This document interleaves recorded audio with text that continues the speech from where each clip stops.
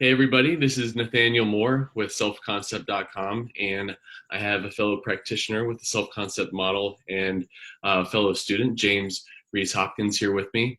Hey James, how are you? I'm doing very well, Nate. How are you? Doing great, doing great. For those of you that are watching and listening to this, I just wanted to introduce James to you if you haven't had a chance to meet him. He's been a really committed practitioner to this work, and he's made some exceptional changes in a relatively short period of time. And so we wanted to share kind of some of those insights with you. James, by the Mhm. way, how long have you been working with the model and in the group? Probably only about 8 weeks, 8 to 10 weeks, something like that. So Ex- yeah. Excellent. And what were some of the areas that you initially wanted to focus on, if you don't mind me asking? Yeah, of course. So the way that I sort of started was that kind of worked in the sales realm, and so I was kind of researching NLP to kind of help with objection handling, that sort of thing, reframing. Yeah. And so I sort of started following you guys, a lot of demons posts, that sort of thing, and the idea of self-concept, I didn't understand it, but I watched some of the videos, and I thought that sounds quite interesting. I didn't fully get the swing of it, and so like I kind of went to the webinar, and I kind of knew there was something there. There was a couple of issues that I was keen to work on, in my own space, and so I thought I'll give these guys a go, because I've been trying a few things. I realized that, like, the things I was trying to address in my life were probably more in my head rather Sure. than in my life per Yeah. se. Um, and so, yeah, I just, I saw your enthusiasm that you guys were putting forward, and the prospect of having like a process Yeah. that had eluded me so far, to dealing with like subconscious and mind and space and things like that. And I thought, wow, this really excited me. So, yeah, I jumped straight in. Excellent. And so, what were some of what was the first area you decided to focus on, and what were some of the changes that you've experienced? Um, I think the biggest thing for me was an element of anxiety. Mm, So at the start, I was kind of like, I didn't know whether, it was kind of like, whether I should be working on peace, whether I should be working on, judgmental or anything like that. But I felt they were always kind of like the spokes of the same underlying problem. And for me, it was kind of, I had to get a grips with like a level of anxiety that I was dealing with working in sales. yeah. I wasn't quite handling the sales pressure really well. And Mm, so as a result of, I think the first thing I did was values elicitation, mhm, mhm. and understood what my values were. And they were things like peace, freedom, security, joy, and things like that. And like I married it up, and I took a look at my lifestyle and my career and things like that, and Yeah. absolutely nothing worked in alignment with kind of my core values. And I think that was kind of the reason that there was a lot of cogs sort of working against one another. So I started with values elicitation, and I worked on try to crack peace, Mm, and like it became apparent that maybe I had to make a couple of changes on different aspects of my life. And like mhm. this values elicitation, which taught me that like I had to sacrifice maybe my sales career per se, and otherwise, unfortunately, I wasn't going to live in accordance with my values. Mm, And after like a week or two, I accepted that. And one thing I would say to viewers is, we automatically think that a change in direction or work into, when having to maybe pivot in a job and something like that means like the whole world's going to fall apart. But the thing is, like, once I gave up my sales, mm, like the business that I worked for said, well, listen, we totally resonate with that. Not everyone likes the ups and downs of sales, but you're a great salesman. Would you like to become a sales coach? So, yeah. as a result of being, yeah, as a result of being honest, I might be able, I'm actually coaching people to do their own sales now, and like potentially like the self-concept model and NLP might be a strength to do that. So Yeah. like I worked on like courage, and the Mm, courage gave me, the and confidence, and that gave me the strength of character then to pivot. And yeah. like, and you can say on a I suppose on a like a in a lifestyle way, it's opened doors for me. You Mm. know, it sort of got me to sort of give me that confidence to say, look, the world's not going to fall apart. Be honest to yourself. Now Yeah. you know you're not living in alignment, and that's what opened the door. And so I'd say confidence, courage, and then. Do you want me to go on about the anxieties now, or do you want to Sure. maybe Yeah. ask No, the that next would be great. question? Yeah. Okay. So the way that it was working is with the sales anxiety, I was overthinking the kind of outcomes Mm-hmm. that that were going to happen as a result of sales. Mm-hmm. It was all going to go wrong. I was going to get into sort of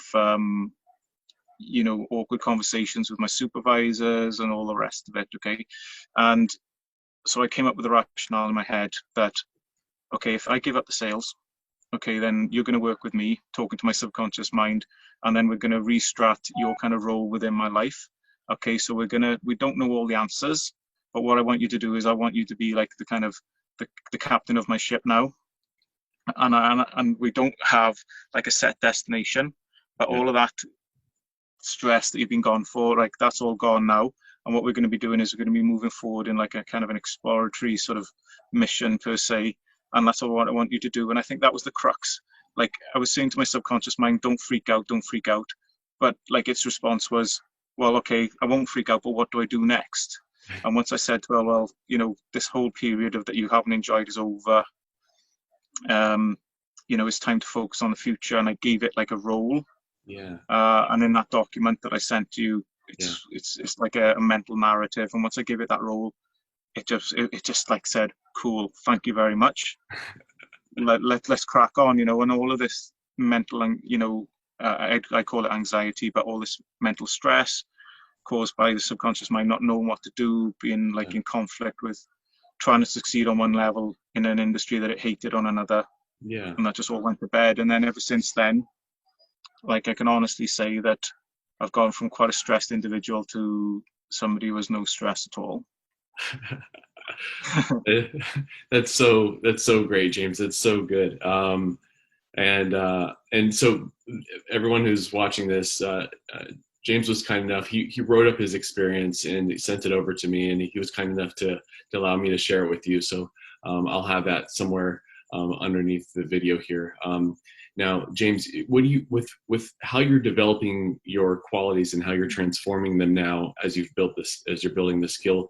What do you think that means for your future, and how do you think that impacts things as you move through life now? Well, I think now that I've cracked the main thing, like I said, I've had to, I faced up to the fact that sales wasn't working for me, Mm-hmm. and like I gave my sort of my subconscious somewhere to go, Yeah. and so like what I've started to do then is using the system, using the self-concept model Mm-hmm. to start to work on other things then. Mm-hmm. So so the next thing that I cracked then was, a previous business relationships and things like that that had soured. I was still holding a lot of what would be the word, anger, resentment, things like that, Mm-hmm. and like that. And then I did a lot of soul searching again, pivoting between values, like what would it be for me to sort of forgive these people. Yeah. And I realized that it was love, and that for me, if I was to sort of understand and be compassionate, Mm-hmm. then I'm able to forgive person. That would make to become a more loving person. So if I'm working on love, then instead of reacting with fear and anger and resentment, I'd be Yeah. acting with understanding and compassion. So like now I'm working on like my higher values. Mm-hmm. I'm finding that I'm being able to put a lot more things to bed, that maybe would be on sort of repetition in my mind. Sure. And again, it's making me more of a calm person, I suppose. Yeah. So I enjoy playing around with things and doing a lot of journaling and things like that, and stuff I haven't been able to crack for years. Now I've got like a tool. Yeah. It's the answers. The answers are there. They're not like being thrown out at me. Yeah. But now I've got a framework I can use. I can try one thing and try another, and then like you'll know when it works, because there's like a feeling of like like the subconscious understands. Mm-hmm. Mm-hmm. And then it learns, and then like you've cracked it then, and you can move on to the next thing. So for me, it's just a voyage of discovery right now that Yeah. that I'm quite enjoying now that I've actually got tools Yeah. that I didn't necessarily have in the past. Yeah, I get it. I totally get it. If you were to give advice to a brand new student, somebody who's just joined our community, and they're, Mm. and they're feeling a lot of the experiences of their past, and they're kind of forefront, and they're maybe facing with doubts around their own ability to even develop the skill that you're developing, what kind of advice would you give them, and what would you say to them? I suppose the thing that cracked it for me is, and this might sound a little bit deep, is that you've essentially got different parts of your mind, and sometimes they work in conflict.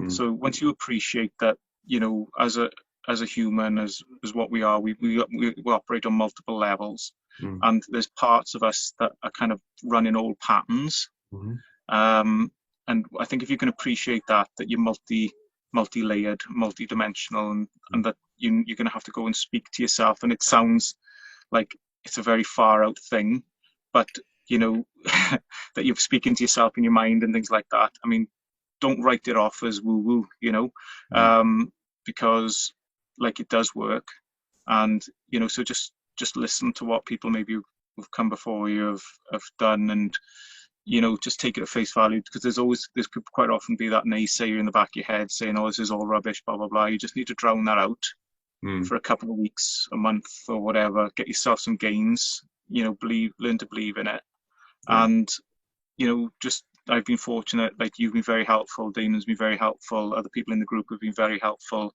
yeah, and specifically taking me on one-to-one as well. yeah, And like, just reach out to people, because that's what it's all about. yeah, It's just people have been on the course for like 2, 3, 4, 5, 6, 12 months, whatever, yeah, and get their advice. It's a big field, like, mhm, and like you guys keep saying, it's probably bottomless. mhm, So like, don't expect to master it overnight. It's like anything. It's like driving a car or anything like that. So don't get frustrated. Just slow down, take your time with it, enjoy it. Ask for advice, ask for help, and learn your own way with it as well.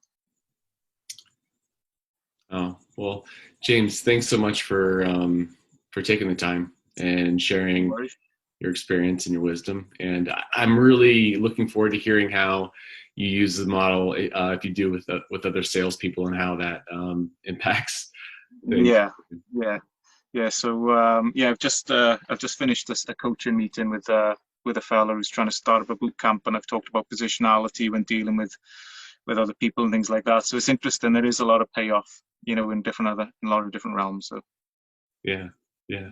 Well, cool. Well, thanks so much, and I'll see you. I'll see you in the group. no worries. Thanks for your time. All the best. Take care.